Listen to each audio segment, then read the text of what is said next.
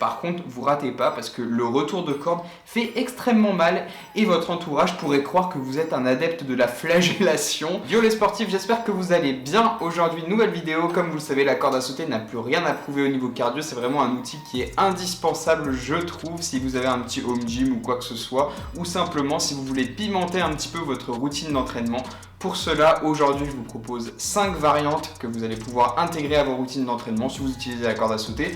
Et si vous ne l'utilisez pas, je vous propose aussi des alternatives pour pouvoir vous entraîner et être de plus en plus à l'aise avec cet outil qui est la corde à sauter. Cette vidéo atteint au moins les 50 likes, je vais vous faire une petite routine d'entraînement avec la corde à sauter, donc il y aura vraiment des exercices pour tous les niveaux, ça sera toutes les variantes possibles. Vous aurez par exemple des doubles sauts, mais il y aura aussi des alternatives pour quand même que vous puissiez suivre l'entraînement. J'arrête de faire ma pub, on va passer aux 5 variantes que je vais vous décrire dans cette vidéo. Donc la première, c'est le saut simple, et en fait, tout simplement ce qu'il va falloir prendre en compte, c'est que sur le saut simple, il faut vraiment intégrer le rythme de la corde à sauter. Donc pour ceux qui ne savent pas, en fait sur la corde à sauter, c'est vraiment le mouvement des poignets qui va faire l'essentiel du mouvement. Il faut avoir un rythme constant et en fait les pieds vont suivre. Donc avec les sauts simples, en fait ça va être saut pieds joints. Voilà, comme ça. Il n'y a rien de bien compliqué, vous pouvez le faire, vous le faites à votre rythme. Au fur et à mesure, vous allez voir que ça va devenir de plus en plus fluide et que vous allez être de plus en plus à l'aise. Vous pouvez améliorer ces sauts simples en faisant le saut que j'appelle le saut du boxeur. Donc le saut du boxeur, c'est tout simplement faire un rythme sur un pied puis l'autre. Donc moi, théoriquement, ce que je fais d'habitude, c'est 2 fois le pied droit, 2 fois le pied gauche. Et j'alterne comme ça. Et vous allez voir que ça peut paraître compliqué au début parce qu'il faut une certaine coordination. Mais en fait, c'est beaucoup plus simple de rester longtemps sur cet exercice parce qu'il y a une espèce de rythme. Et puis pendant qu'un pied travaille, on va dire que l'autre se repose. En gros, testez de vous-même, vous allez voir que si vous faites, 30 minutes de saut simple, ça va être compliqué si vous gardez les pieds joints, alors que vous allez faire 30 minutes de saut mais en alternant les pieds, ça va être beaucoup plus facile pour vous. La deuxième variante que je voulais vous montrer, c'était les doubles sauts. Donc les doubles sauts, c'est vraiment ce que vous retrouvez dans pas mal de films de boxe, dans Rocky, dans Creed, etc.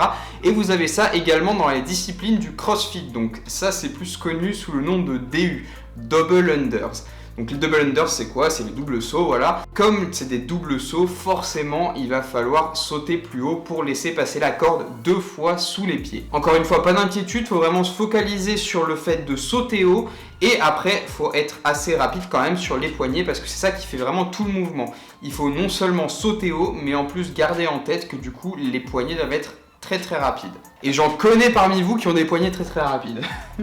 La troisième variante que je vous propose, c'est en fait de faire tout simplement des montées de genoux avec votre corde à sauter, bien évidemment, sinon ce serait trop facile. Donc petit tips perso pour effectuer cette variante-là, en fait, il faut vraiment se mettre en tête que il faut que la corde tourne quoi qu'il arrive, il ne faut pas l'arrêter, le rythme doit être constant, c'est le même rythme que vous utilisez. Et là, du coup, vous enchaînez et une fois que vous avez la coordination pour faire les montées de genoux et passer la corde en dessous en même temps, vous êtes vraiment bon et ça vous fait une variante qui est vraiment top et franchement, ça peut paraître con, mais c'est impressionnant quand c'est fait rapidement. Quatrième variante, c'est les sauts à cloche-pied. Donc les sauts à cloche-pied, c'est tout le temps la même chose. C'est comme un saut simple, mais sur un pied.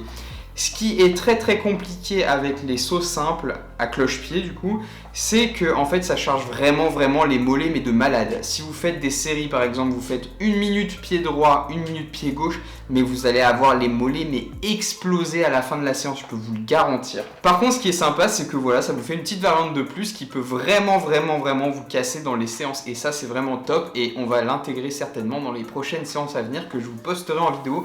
Donc n'hésitez pas à vous abonner à la chaîne si vous voulez pouvoir suivre les séances avec moi. Bien sûr, n'oubliez pas le petit pouce bleu pour permettre à un maximum de gens d'intégrer la séance et de faire l'entraînement avec nous. Enfin, le dernier exercice que je voulais vous montrer, c'était les sauts croisés. Donc ça, vraiment, c'est le plus compliqué selon moi. C'est un des trucs que j'ai mis le plus longtemps à maîtriser.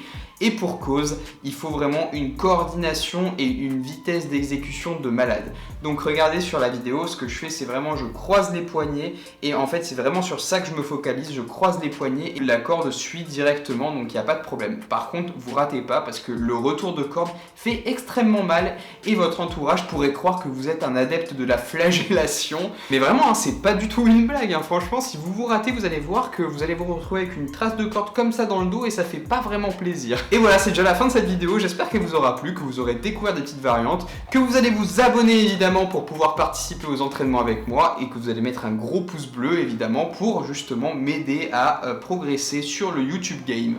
Allez, à la prochaine, ciao ciao.